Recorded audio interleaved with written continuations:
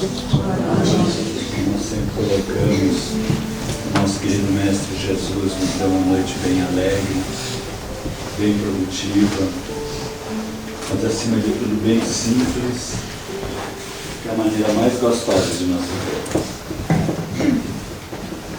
Agora sim, olha só. Uma voz maviosa agora. Hoje a gente vai falar um pouquinho sobre o manual da felicidade. Quando a gente compra um aparelho, um eletrodoméstico, normalmente vem junto um manualzinho. Também normalmente a gente só lê quando já não está mais funcionando, né? Quando deu algum problema. Senão a gente não lê aquilo tudo. Me lembro, logo que alguns de vocês devem se lembrar que nós começaram a computação lá 486, e apareceu o pacote da Microsoft. Só o Word, para a gente deixar a máquina de escrever e usar o computador, era um manual de 630 páginas. Eu me lembro que eu dizia, eu só queria escrever um pouquinho. Era um horror aquilo, a gente tinha que estar atrás daquilo. E a gente fica pensando assim, se só, hoje em dia é online, infelizmente, né, escondido, a gente não sabe o tamanho que é, mas é mais ou menos por aí ainda. E a gente fica pensando assim, né, se só para fazer o computador escrever é um manual de 630 páginas, o que seria um manual para isso aqui? Eu sempre brinco, eu tenho 3 filhas, agora 2 netos, né? E nessa fase inicial a gente brinca assim, só falta 2 coisinhas. Um controle remoto para dar uma pausa de vez em quando, assim, só um pouquinho, querido, né? E um manual do funcionamento, como fazer aquela criatura feliz, um manual da felicidade. Então eu tenho passado em algumas casas fazendo uma propaganda para vocês, né? Foi lançado o Manual da Felicidade. Quem quiser, não foi essa semana, aliás, não foi nem esse ano, né? Fazem 2000 anos. O que eu estou falando? No Evangelho. Evangelho é a boa nova, a boa novidade. Sabe da última, da boa novidade, como é que se vive bem? É o código de viver bem. Quer viver numa boa? Está ali, explicando como é que se faz para se realmente viver numa boa. A gente tem muito aquela coisa assim de meia-culpa, chicotinho, né? Isso é passado. Né? Assim, nós todos ainda sofremos, né? Mas porque somos trouxas. Porque Jesus nos ensinou como não sofrer, como ter uma outra postura frente à vida. E é o Evangelho que vai nos passar isso. Kardec, quando estava codificando a doutrina espírita, tinha escrito o Livro dos Espíritos, ele, com a comunicação com os espíritos desencarnados, ele percebeu que o estado em que se encontravam os espíritos no plano espiritual, às vezes a pessoa podia ser pobre, podia ser rico, podia ser um sacerdote de uma religião, podia ser um ateu, tudo que as pessoas tinham feito, nada contava. Contava que as pessoas tinham sido, o que elas eram dentro dela, e não o que elas faziam, fizeram durante a vida. E ele se depara, para susto dele, com os conceitos cristãos, porque ele estava naquela época de ecletismo, positivismo, ele era professor da Universidade de Sorbonne, né, Hippolyte Léon Denisard Rivail, depois que ele usa o pseudônimo Allan Kardec, que foi de uma encarnação passada dele.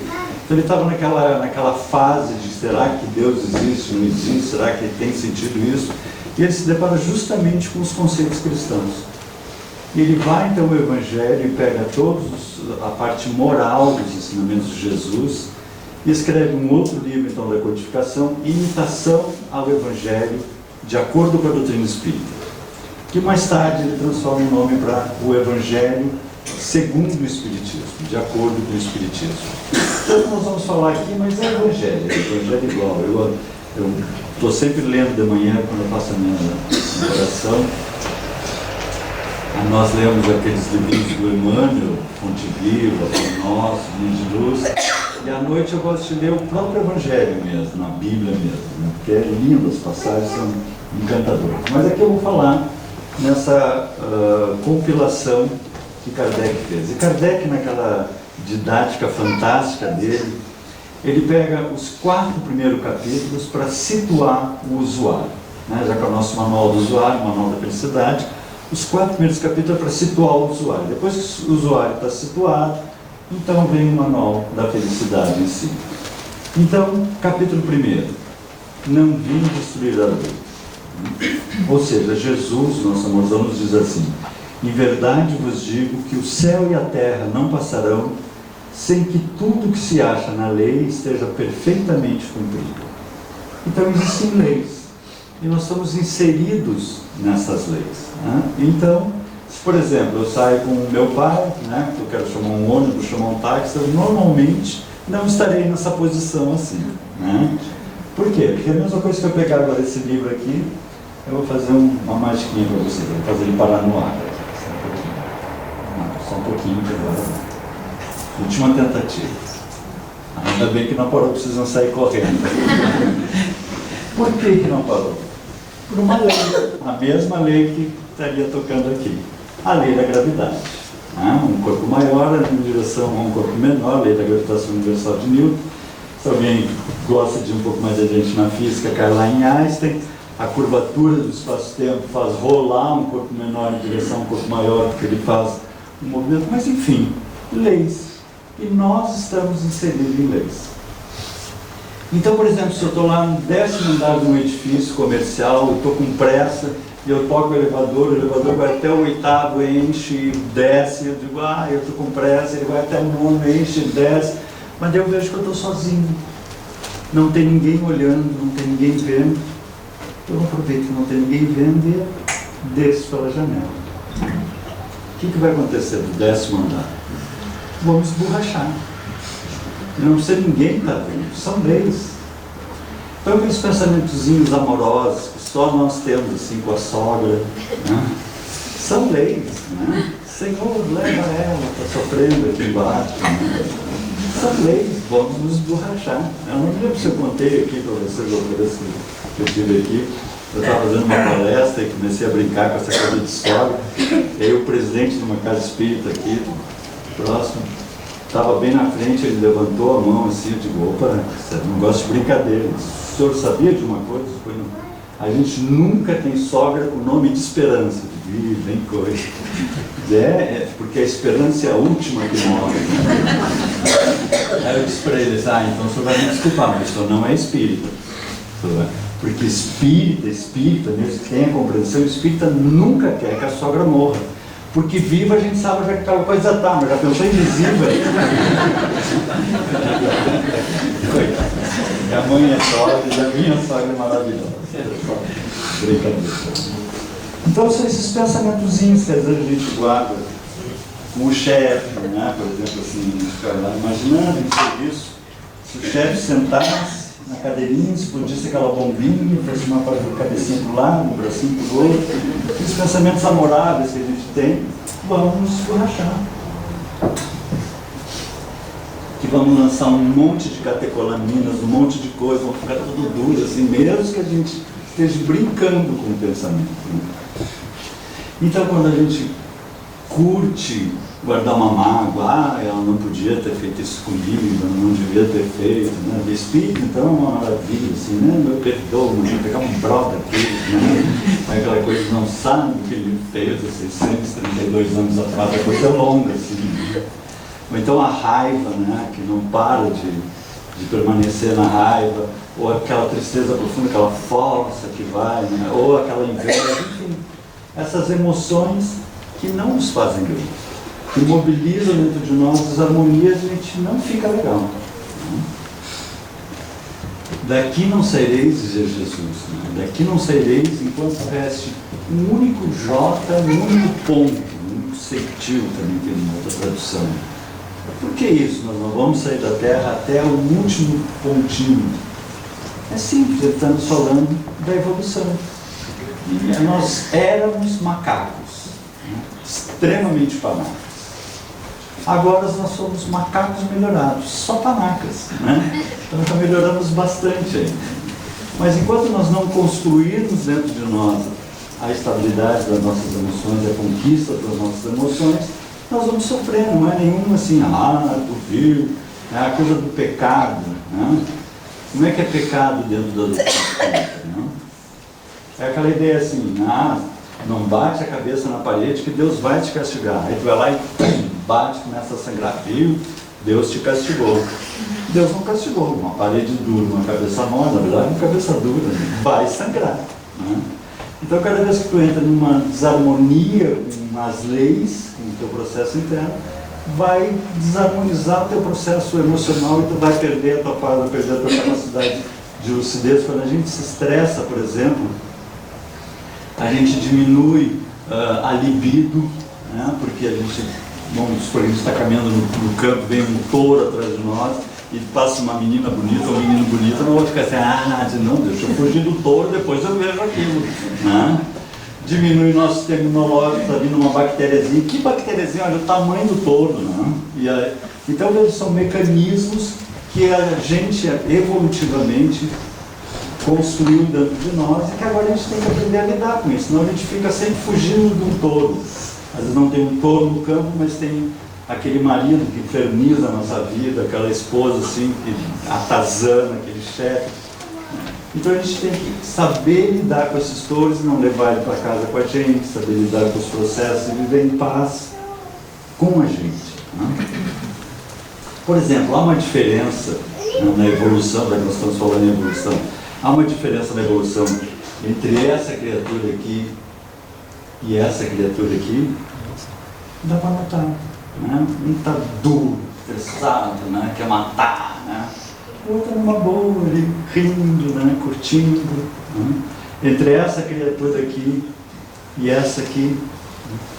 Então isso é uma opção nossa. Né? Uma opção nossa, na verdade uma construção nossa. Eu não quero ser mais aquela criatura velha, ranzinza, neurótica, reclamona. Chega, passou. Era no tempo que eu era animal que eu tinha que ir. Não, agora eu quero viver uma boa. Eu quero saborear a vida. Porque a vida é belíssima. E a gente está aqui para saborear a vida, a gente está aqui para ser feliz. O Evangelho, os Espíritos, constantemente eles repetem isso. Nós estamos aqui para sermos felizes, para construirmos isso dentro de nós. À medida que a gente vai construindo, a gente vai começando a cair a ficha de mas eu era trouxa mesmo. Né? Como eu era, né? Há 10 anos atrás, como eu era panamá. Né? Há 20 anos atrás, então, há 30 anos atrás eu não era nascido, mas alguns de vocês aqui que eram devem se lembrar. Né? Capítulo 2. Meu reino não é deste mundo. A alma se transvia e perturba quando se serve do corpo para considerar qualquer objeto. Isso é uma frase de Sócrates. Sócrates era fantástico. Tem vertigem como se estivesse bêbada, porque se prende a coisas. Vejam só, a alma fica mal quando se prende a coisas que estão, por sua natureza, sujeitas a mudanças. Sócrates nos falava na impermanência. Nós nos agarramos ao que não tem valor, ao que não é permanente. Nós colocamos valores naquilo que não é permanente. Eu, quando fazia essa palestra, há uns anos atrás, eu fazia assim, e aí porque caía preso nos ossos, assim, né? E agora eu não tenho mais isso, né? Já se foi esse processo, que se chama a impermanência da vida, né? Então a gente às vezes está querendo construir aquela casa, né? Não, vou ter aquela casa maravilhosa, né? Ela vai ficar assim depois. Alguém estava encantado quando foi construída essa casa. Depois ele morre, passa para os filhos, passa para os netos, dá abandono, vende, quebra, desmonta, né? Eu tive que eu me lembro, uma Marajó. Eu tive uma variante, depois eu tive uma Marajó rebaixada, com roda de liga, requezinho em cima, tive um TL, tive, né? Alguém quer? Não, mas agora saiu o ovo, saiu, daqui a pouco ele está lá com casca de ovo e borra de café, não foi um velho. Né? Agora, eu continuo, nós continuamos. E a construção que eu estou fazendo dentro de mim, essa é permanente.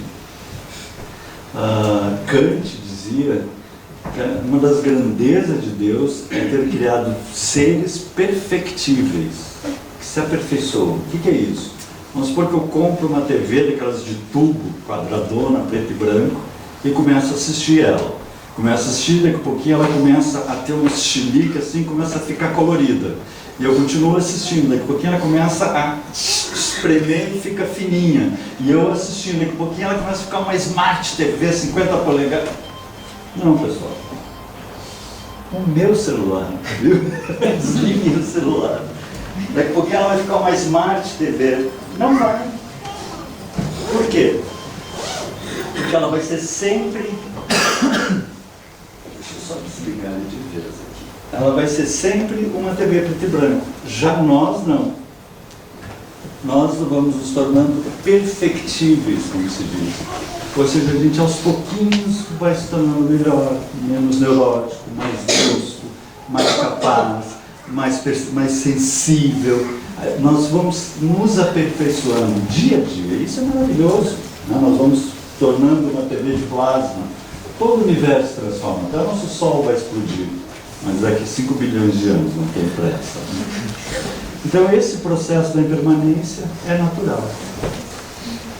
Mas ainda que o nosso homem exterior se corrompa, diz Paulo, o homem interior, contudo, se renova de dia em dia. Ou seja, nós vamos... A velhice é uma coisa de cabeça. Eu tenho amigos meus, né, que estão uns vovó gaga, assim, já estou com 60 anos, vai morrer, vai morrer. E tem uma tia que vai fazer agora 99, e amigo, que faz não sei o quê, por que a tia é jovem com 99 e o meu amigo é velho com 60? Cabeça. A nossa cabeça vai montando toda a nossa estrutura, vai montando o nosso mundo interior e a gente vê o mundo exterior de acordo com o nosso mundo interior. Então nós falamos, não, chega, não vou ser velho, não vou ser panaca, eu que vou construir, né, essa renovação interna. Ao passo que quando contempla, de novo Sócrates, ao passo que quando contempla a sua própria essência, o que é? Meu eu divino, meu eu eterno, eu sou um espírito que vem há milênios viajando o infinito, encarno, envelheço, desencarno, encarno, e vou aprendendo. Então eu sou esse ser, vós sois deuses. Quando a gente se centra naquilo que é nosso, permanente, infinito, o eu divino, dirige-se ao que é puro, eterno e imortal. A visão de Sócrates já.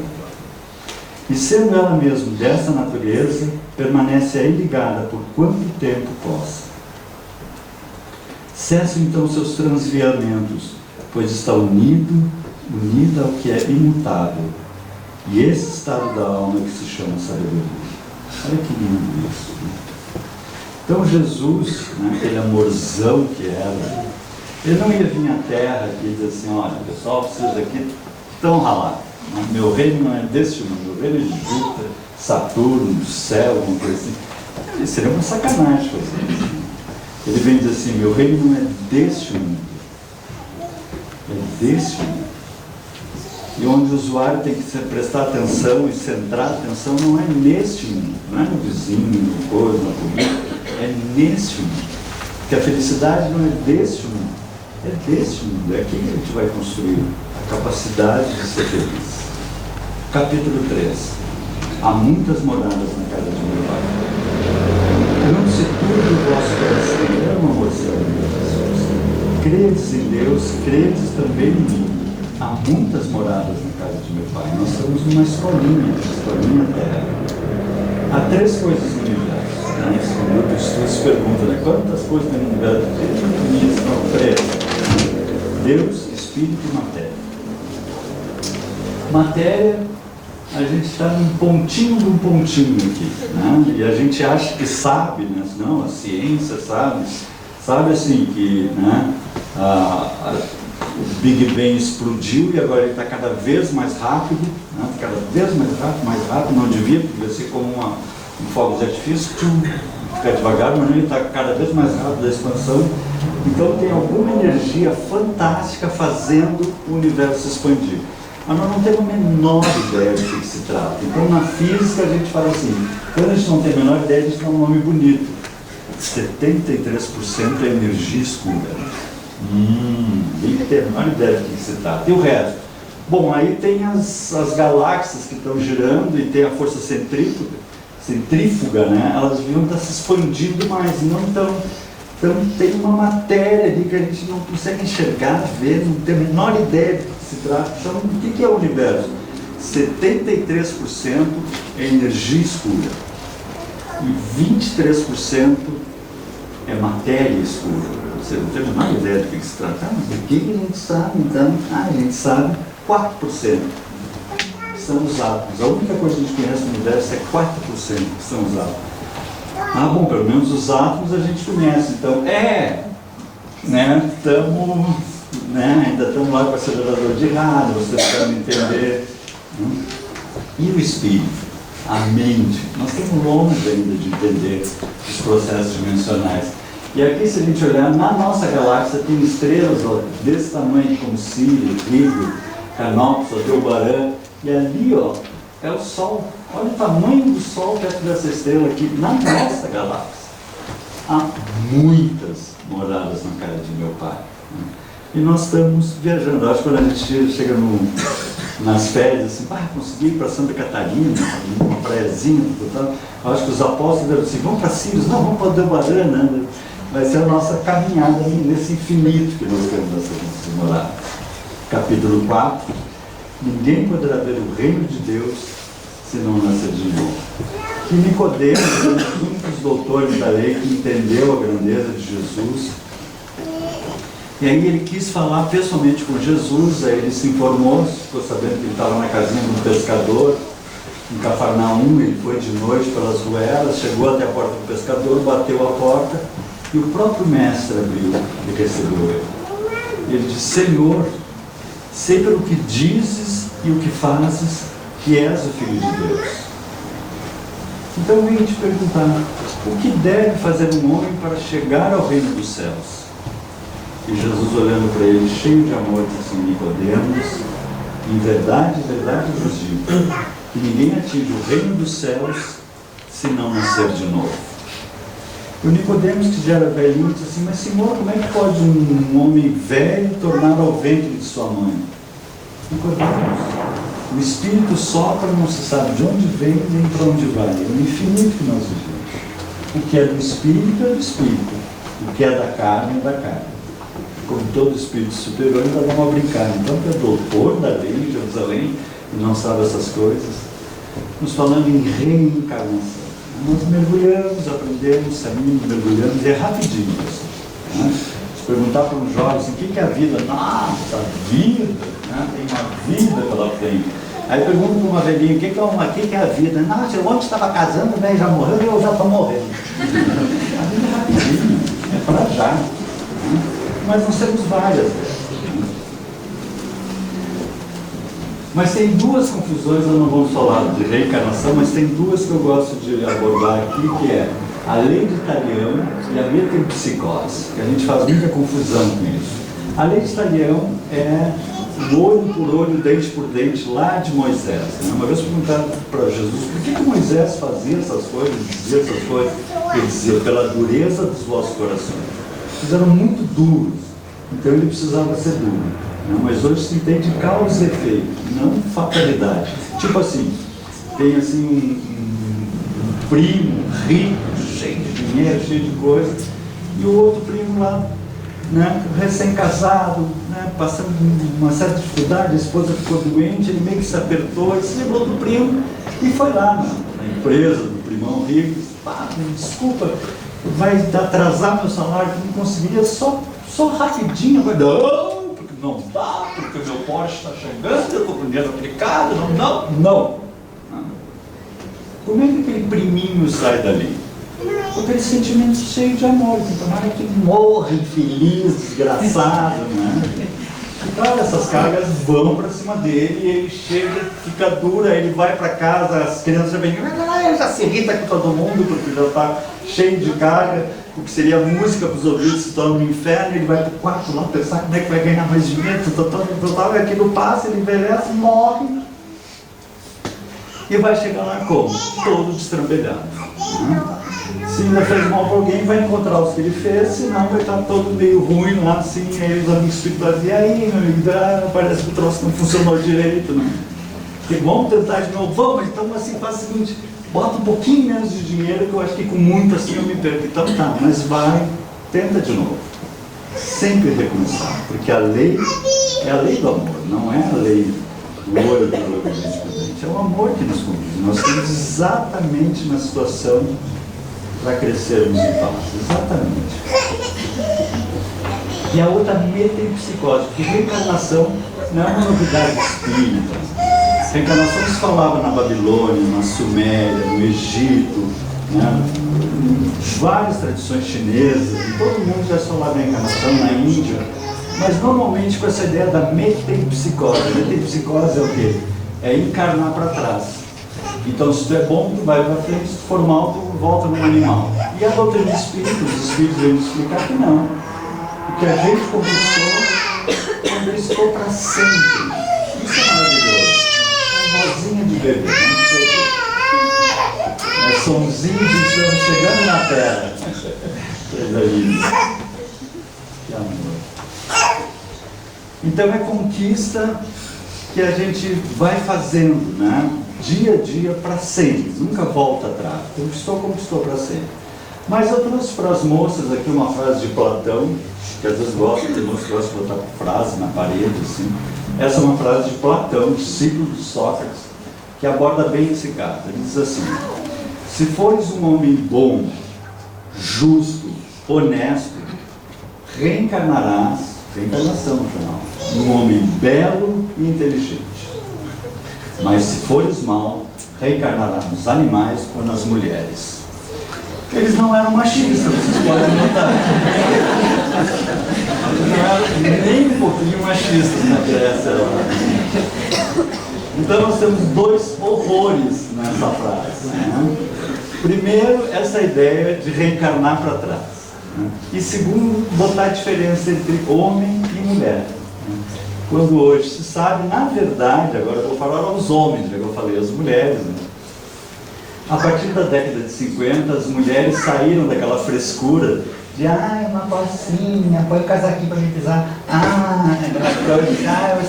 entra no carro, como é que abre isso aqui? Não, as mulheres tomaram a iniciativa, trabalharam a sua polaridade masculina, e hoje a mulher enfrenta a vida de uma maneira rica, plena, muito mais rica do que nós homens, que alguns de nós ainda estamos, olha aí meu, vamos lá uma gatinha lá. Não deu, né? Chegou também de ser machão agora. A gente pode começar a ouvir pôr do sol, música bonita, cheirar uma flor, se tornar sensível, ver a nossa polaridade feminina, porque a ideia é que nós construamos as duas polaridades, né? Mas vamos adiante nessa plenitude. Agora que está situado, nós vamos entrar então no manual da felicidade, que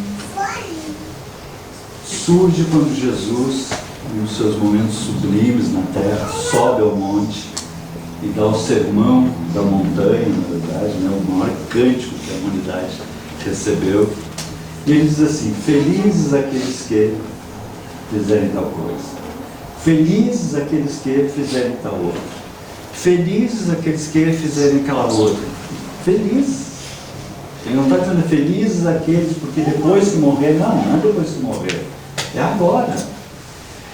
Em verdade vos digo que aquele que ouve as minhas palavras, desde já receberá o seu galardão. É para agora, gente, para ser feliz já, a partir de agora já ser feliz. Chega de ser resumido. No Evangelho não está felizes, está aquela linguagem do Evangelho, bem-aventurados. Mas é isso, bem-aventurados isso, bem-aventurados aquilo, felizes que... E Kardec, naquela didática fantástica dele, pega a bem-aventurança mais difícil de entender e bota como primeiro, capítulo 5 do Evangelho. Bem-aventurados os aflitos. E a gente fica pensando assim, como é que é? Felizes os aflitos? Não, alguma coisa não está certa, mas como o homem tem que estar certo lá, vou ter que entender aqui embaixo, né? É tipo assim, eu estou com uma dor de dente daquela assim, tá? A noite inteira com dor de dente, de manhã cedo eu chego no dentista, doutor, eu estou com uma dor, ele diz assim, que ótimo, que maravilha, teus pisos estão me gozando, não. Ou eu estou com uma dor de estômago terrível, vou no médico, doutor, eu estou com uma dor, ele diz, que ótimo. Não, alguém está me gozando aqui, feliz que está com dor, né? O dentista vai me explicar talvez assim, né? Não, é porque existe uma estrutura calcária E dentro existe um sisteminha nervoso que dá vida a esse teu dente, e se alguma coisa começar a atacar o teu dente, vai chegar no nervinho, e aí vai te avisar, vai doer, e tu vai perceber que senão tu vai perder o dente, né?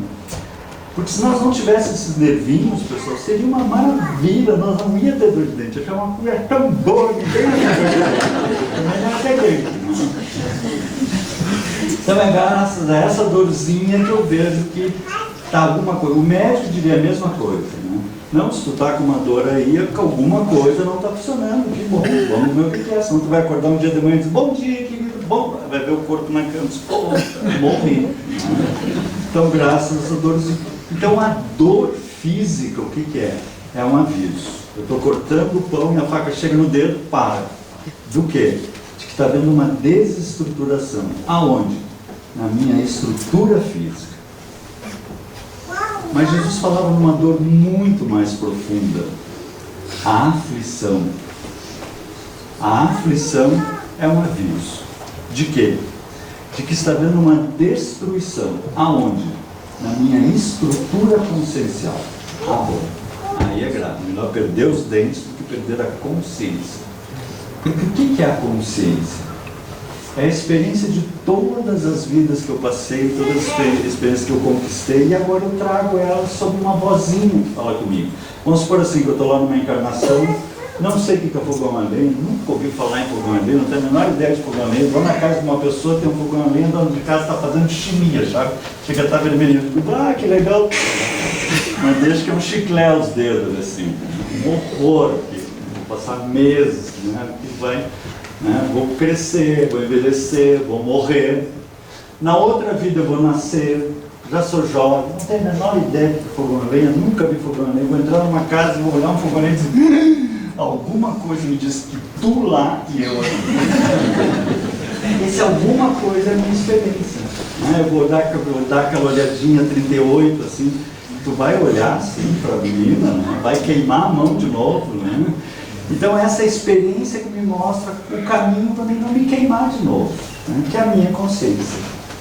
E aí o que acontece com a minha voz da consciência? Né?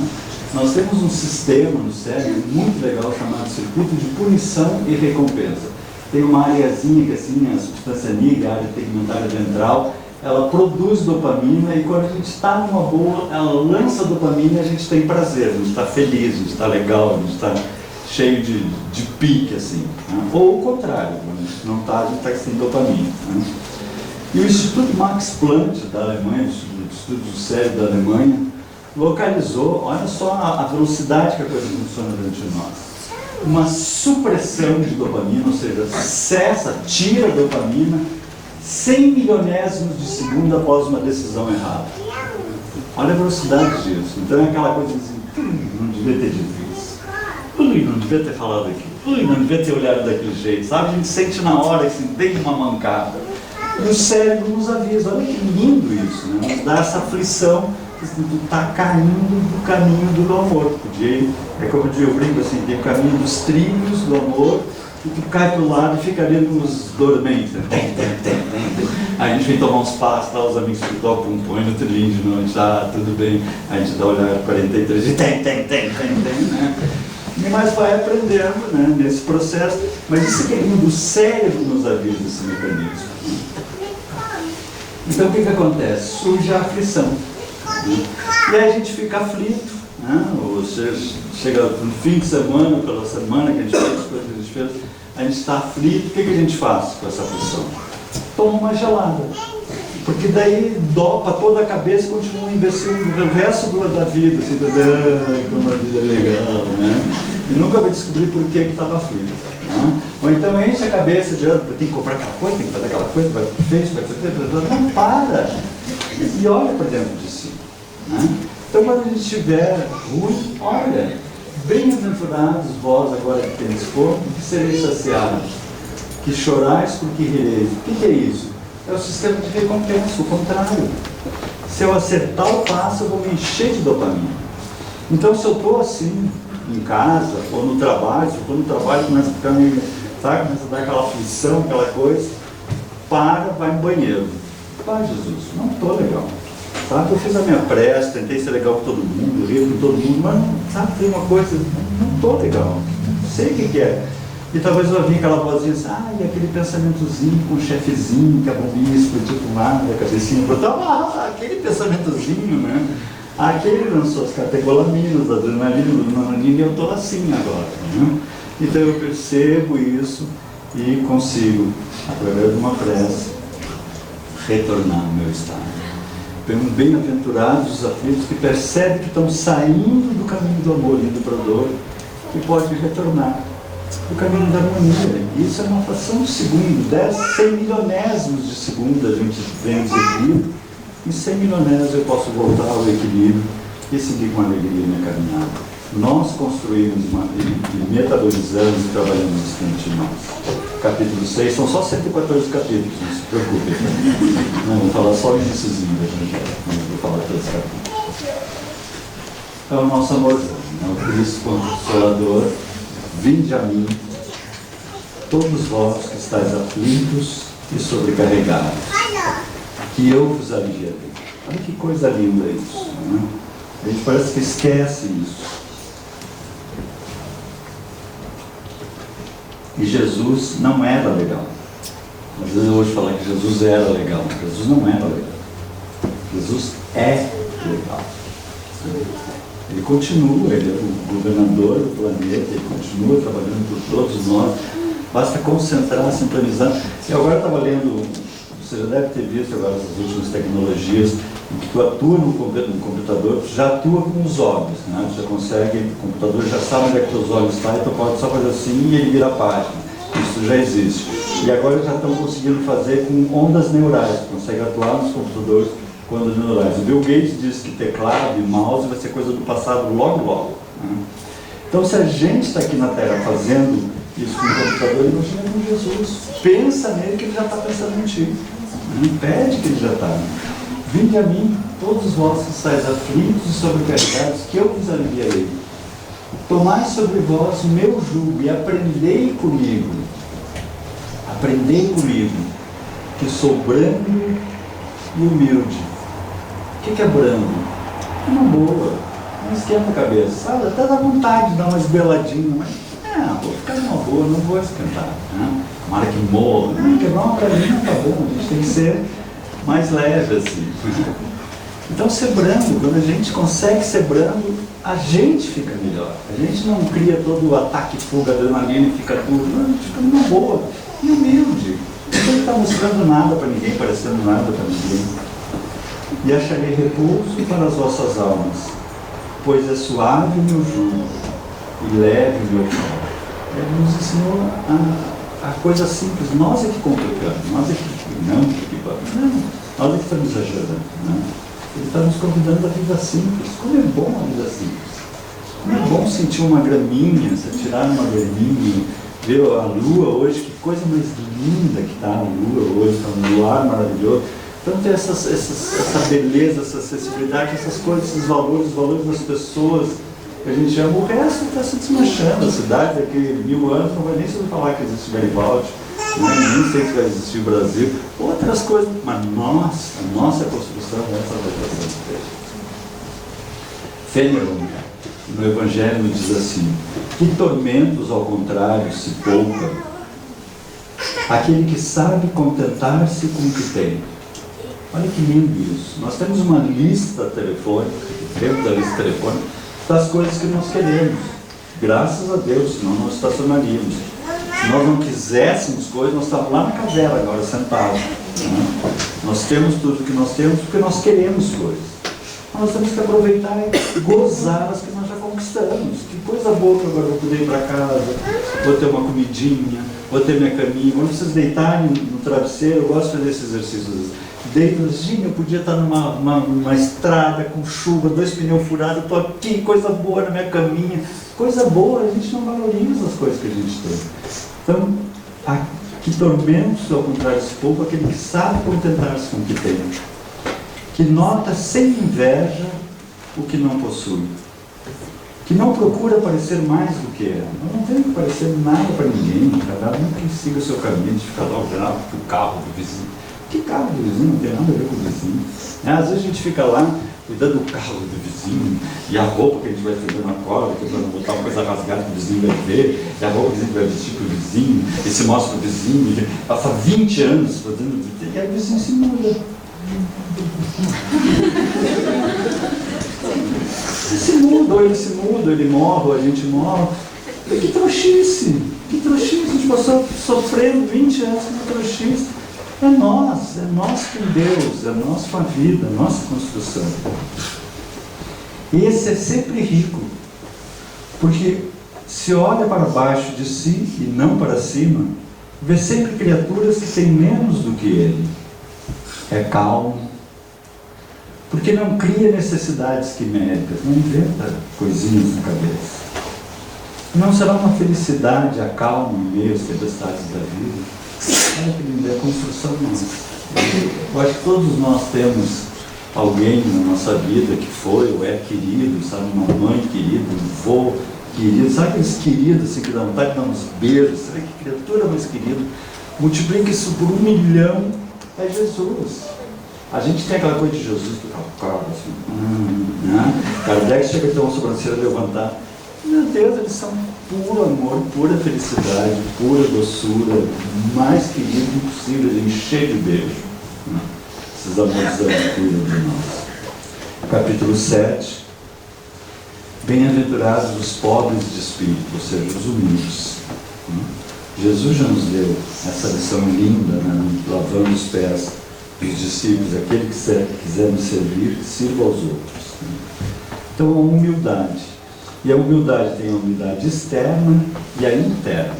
A externa é aquela, nós estamos numa rodinha de amigos e, como eu falei, que a gente consegui tirar 10 dias de Santa Catarina, estava numa praiazinha, o mar verde, a coisa mais legal. Aí tem um assim na roda que disse, eu estava lá, eu estava em Búzios, depois fui para o sul da França.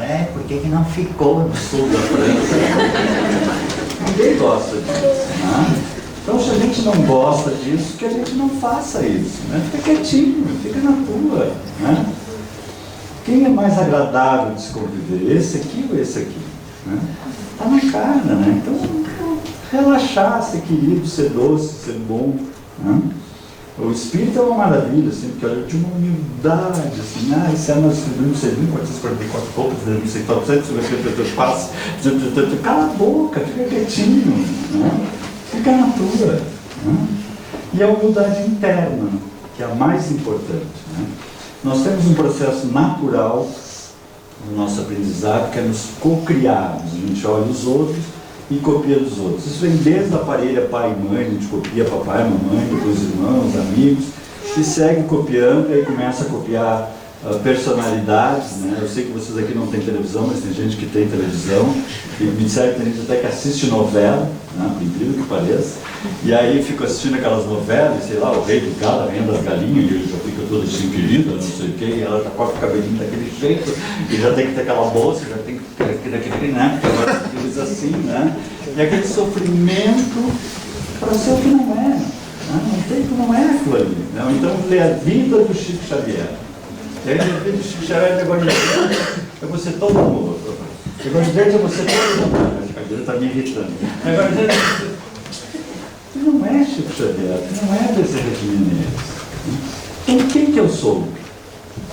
Eu sou fulano, filho da dona Beltrano, eu sou ciclano. Ai, coisa boa, a gente tira toneladas das coisas. Sou eu. Aqui. Não tem que ser nada dos outros, sou eu aqui. É isso, eu com Jesus, eu com os amigos, eu com a minha turma. A gente sempre lembra que vai morrer e vai ir para um plano espiritual. A gente esquece que veio de um plano espiritual, veio da turma, a nossa turma está lá, né, torcendo pela gente. A gente vai voltar, é rapidinho. Né? Então é com eles que a gente tem que viver, curtir. Né? Na verdade, o que nós somos? Né? Esse serzinho da natureza, evoluindo nesse cosmos infinito. Eu não sei se eu já falei para vocês sobre meu pai, né? Mas como é que eu falo para vocês do meu pai? Se vocês um dia forem à praia, melhor de noite, assim, na beira da praia, ver aquele céu estrelado, foi meu pai que fez. Né? Se vocês verem aquele mar, foi meu pai que fez. Né? Sabe por quê, pessoal? Porque nós somos filhos de Deus. Que é mais que isso. Relaxa. Nós somos filhos dessa criação divina, de milênios de evolução. Capítulo 8. Bem-aventurados que têm puro o coração. Isso é aquela ideia assim, vou fazer regime, sabe? Vou fazer regime. Aí faz aquele prato de alface, assim, corta a alface, pega e joga, quando vai botar na boca, lembra daquela lasanha, assim, não aquela outra mais gordinha, tem mais queijo, assim, e aí abre os olhos e capim, eu sou infeliz, mas claro que é infeliz. Está fazendo isso de lasanha. Né? Então, quantas vezes nós fazemos isso? Né? A neurociência nos mostra que os nossos pensamentos ativam todas as nossas emoções. Se eu começar a falar para vocês aqui de um suco de laranja, de uma picanha, vocês começam a fazer uns crack, né? Porque ativa as emoções. Né? Eu, porém, vos digo que aquele que houver olhado para uma mulher com mau desejo para com ela, já em seu coração cometeu adultério com ela. Nos dizia Jesus. E é isso, a gente passa, olha, né? Não vai, depois fica assim. Mas claro, aí já olhou. Né? Aquele casal que resolve ser um casal legal, assim, não, tá, vamos ser, né? Sabe coisa boa ser um casal assim. E aí ela sai e passa aquele cara com aquela calça justinha, coladinha, assim, que ela olha, assim, ou ele sai, passa aquela menina com aquela micro saia, assim, ele olha, assim, e aí ele vai para casa e entra e, capim de novo, mas vai ser feliz. Né? Então a gente tem que saber o que a gente está querendo, o que a gente está pensando, né? Além da sintonia espiritual, quais são os meus desejos? Bem-aventurados que têm puro coração, porque sabem o que querem e seguem o que querem. O que eu quero? Eu quero ser legal, eu quero ter uma vida, um casamento legal, eu quero ter saúde. Então é nisso que eu vou centrar minhas emoções, meus pensamentos e saborear a vida nesse caminho, né? No caminho da paz. Capítulo 9, está acabando o nosso tempo a palestra, não se preocupe. Bem-aventurados os brancos e pacíficos. Aqui agora eu vou realmente falar do meu pai dessa encarnação. Né? Meu pai vem de uma família tradicional de Porto Alegre, tem várias avenidas e ruas com o nome da família, lá, tios e coisa, tribunal com o nome. Tem uma rua com o nome do meu pai em Porto Alegre, é uma família bem clássica, lá se depois quiser eu posso dar o nome. E ele estudou muito também, se especializou muito na área dele, engenheiro de saneamento, dirigiu a maior estação de saneamento do mundo, que é a de Guaraú, que é de água para toda São Paulo, 25 milhões de habitantes. Então era uma sumidade, ele era o diretor de uma equipe de japoneses, alemães, franceses na construção, isso na década de 70, nós moramos em São Paulo, lá 60 para 70. Era uma criatura de uma retidão, assim, sabe, um cientista reto, honesto, impecável, mas não conhecia o nosso manual da felicidade. Era ateu, graças a Deus, pai engenheiro, mãe advogado, mas fala em Deus aqui. Né? E principalmente nesse capítulo dos brancos e pacíficos. Nós somos 3 irmãos, chegava no fim de semana, nós ia passear de carro, assim, 3 crianças atrás, começavam a... Eles se viravam no tapa-pau. Por que vocês não param? Dava a volta, acabava o fim de semana, já se explodia toda. Né? Uma pessoa nobre, né? Colecionava apartamentos, rico. Né? Se alguém cortasse o trânsito, ele botava para fora, filho disso, ele virava um animal. Assim, né? Claro que com isso ele começou a desencadear problemas de diabetes, problemas de pressão alta, teve lesão de fundo de olho. Nós voltamos para Porto Alegre, se tornou diretor da Escola de Engenharia, na Escola de Engenharia da PUC, né? E naquela época ele tinha uma abertura bem maior que hoje em dia não tem, mas naquela época tinha uma abertura bem maior, então continuou naquele vestibular. Ele disse para mim, Rogério, tu pode escolher qualquer engenharia. Né? A coisa tinha muita liberdade, assim, né? Eu tive que escolher a engenharia dele, de preferência. Né? Ele fez isso com os 3 filhos, como é que era aquela coisa. Né? E aí ele era professor e, graças a Deus, na época eu já percebi que ele era um excelente professor, eu consegui perceber isso. Ele todos os dias dava aula, puxa uma folha e dava prova. Imagina, 60 alunos, levava para casa, ele adorava, ele tinha paixão pela ciência, corrigia um por um, levou vários na outra aula, explicando onde é que ele tinha errado. Olha a paixão do professor dele. Mas se ele pegasse um colando, mas pá, ele virava. Todas as outras provas do semestre ia fazer na mesa dele, eu botava mesas na frente para ele. Então os alunos adoravam ele. O fulano, depois quiseram do nome. Então é interessante que na PUC, eu acho que até hoje assim, a gente se matriculava na cadeira, mas não sabia qual era o professor que ia dar aquela cadeira. A gente ficava esperando, será que eu peguei, não peguei? E aí então, no início da faculdade era sempre assim, ele entrava de pá, não, esse velho desgraçado, que querido. Quando eu terminava de dizer, meu pai, não, mas disse que ele dá aula muito bem. Aí com o tempo ele dizia, filho do, né, não fala nada, aí já me conheciam assim. Mas daí nasceu a minha sobrinha e com uma diferença de 1 mês e 20 dias nasceu a minha filha. Né?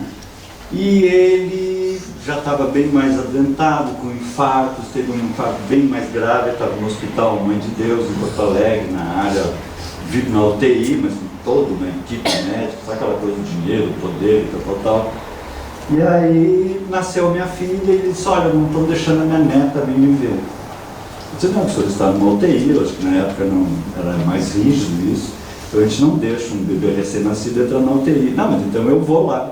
Não, tu não pode ir lá, porque tu está aqui cheio de aparelho numa UTI, tu não... ou ela vem aqui ou eu vou lá, sabe aquela coisa do poder, dinheiro, e o médico disse assim, nem ela vem aqui, nem tu vai lá, porque eu não te dou alta. Ele disse, então eu me dou alta. Puxou os aparelhos e tudo, esse não termo de compromisso, foi para casa, pegou a minha filha e morreu. Claro, né? De bravo. Essa história é triste, mas eu me lembro que um tempo depois eu estava fazendo uma prece e o pai entra, né, e diz assim, não lembrou do meu aniversário, né, feliz, depois que ele já tinha desencarnado, em espírito, assim, pai, e aí eu pedi permissão para contar essa história dele. Ele disse, claro, pode contar, né? Então por isso que eu estou contando para vocês, assim, né? Mas por que isso? Porque ele tinha todo o dinheiro, todo o estudo, todo o poder, mas a felicidade não é deste mundo, é deste mundo. E onde a gente tem que centrar a atenção não é neste mundo, é neste mundo. Esse é o caminho que nós temos para compreender. Hoje ele poderia já ter conhecido também o meu neto, minhas 3 filhas, né? Essa turma, na verdade ele conhece do plano espiritual, né? Mas podia estar curtindo aqui com a gente, eles iam adorar. O esposo dessa aqui é engenheiro sanitarista, né, que era o sonho dele que um dos filhos fosse também. Né? Mas enfim, capítulo 10, amai os vossos inimigos, né? Se, pois, se amardes os que vos amam, que galardão tereis? Não faz os publicanos também o mesmo, diz Jesus. Não subestime o inimigo, isso eu acho lindo, irmão, né? Então não existe espírito inferior, é espírito, né? Vamos sempre respeitar. Né? É possível que os outros, olha que lindo isso do irmão, viverem em paz. É possível que os outros te guerreiem gratuitamente, hostilizando-te a maneira de viver. Principalmente se tu quer viver mais light, mais em paz, mas tu é um bobalhão, né? Entretanto, podes avançar em teu roteiro sem guerrear ninguém. Fica no puro. Oferecer a outra face. O que é oferecer outra face? Eu estou aqui, né? E aí ele vem ali, pá, me dá na cara que assim, aí eu não, tá, ele pá, deu na outra, ele gostou, né? Aí me convida para vir fazer palestra aqui, eu já olho e diz, ele tá aí, lá vem ele gosta, pá, dá na cara, eu vou dar na outra, né? Aí ele me convida outra vez para fazer palestra, eu já olho da porta, ele veio, se ele veio, eu já vou, né? Porque eu vou ficar nessa apanhando. Então quando bater numa face da outra face, não é a outra face, é a outra face. Veja, a felicidade é interna, é um processo interno. Se alguém te bate na face, tu mostra a tua face. Nossa, desculpa, que rateada, alguma coisa eu te fiz. Bah, eu não sou super de não, eu sou um panaca, desculpa. Mostra a tua face do amor, mostra a tua face do perdão, mostra a tua face. Quero viver em paz. Às vezes o outro vai sair, mas deixa ele que vai sair também, tu não vai mudar, a gente não muda os outros. Está aquele domingo lindo, e ele diz, vamos dar uma volta. Tá, então eu vou. Aí tu vai saborear os passos, vai dar tua volta. A gente não muda os outros, mas a gente constrói a nossa face e mostra a nossa face de amor. Viver em paz. Para isso, contudo, para que a tranquilidade te banhe o pensamento, é necessário que a compaixão e a bondade te sigam todos os passos. Ainda mesmo quando os homens se mostram desvairados nos conflitos abertos, essa passagem aqui me lembra muito aquela passagem do Tolstói, Guerra e Paz, em que o príncipe André está numa batalha naquelas épocas, a cavalo, disparo, tal, e ele é ferido e cai do cavalo no meio da batalha, e ele cai do cavalo e fica olhando para cima, e aí ele olha aquele céu azul, aquelas nuvens lindas passando, e diz: meu Deus, olha a paz, o que nós estamos fazendo aqui embaixo com essa paz em cima de nós? O mundo é profundamente sereno, nós é que somos uns panacas. Que lindo isso, né? Então, ainda mesmo quando os homens se mostram desvairados nos conflitos abertos, a terra é sempre firme, ela fulgura sempre. A vida continua sempre cantando os passarinhos, nascendo o sol a cada dia. Nós é que ficamos. Né? Viver de qualquer modo é tarefa de todos, mas viver em paz consigo mesmo é serviço de poucos. Essa é a nossa conquista. E para encerrar, capítulo 11, amar ao próximo como a si mesmo, que foi aquela palestra última que eu fiz para vocês. Amar a Deus sobre todas as coisas, ou seja, amar a vida. Acordar, a gente acorda e diz: tem que levantar, tá mal. Tem que levantar já 1000, eu vou fazer isso, fazer aquilo. E ao próximo, como a gente se ama. E aquela pós-graduação que eu falei no ano passado aqui, amai-vos como eu vos amei. Ou seja, amar sempre, sempre amar, viver, sorrir, amar, dar sem esperar nada em troca. Né? Amar com Jesus. E aí, nós seguimos o Evangelho que ele nos ensina. Nosso tempo esgotou. Era isso. Muito obrigado.